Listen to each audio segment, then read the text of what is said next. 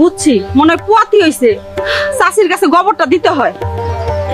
চাষি, আপনার পোলার বউ পুয়াতি হইছে, বমি করতেছে। সি সি চাচি, পোলা 3 বছর ধরে বিদেশ, কি করে পুয়াতি হয়? হাই হাই, কি বলে এইটা? এই বউ আকিরুন কি বলে গেল? এইটা কি সত্যি? কি কইছে আমি তো কিছুই জানি না, তবে আমার মাথা ঘুরাচ্ছে, বমি আসছে।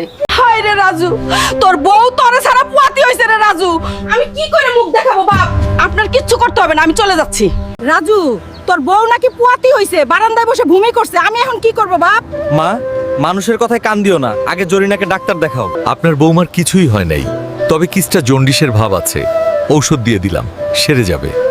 বাবা রাজু, ডাক্তার বলছে জন্ডিস হইছে তোর বউরের। আর কোনো সমস্যা নাই বাবা?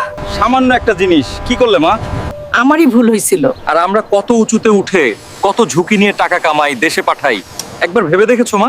আর ভুল হবে না বাবা, কয়েক মাসের মধ্যেই দেশে আয় বাবা, বৌমার মনটা ভালো হবে বাবা। আসবো শীঘ্রই মা। জরিনার দিকে খেয়াল রেখো মা।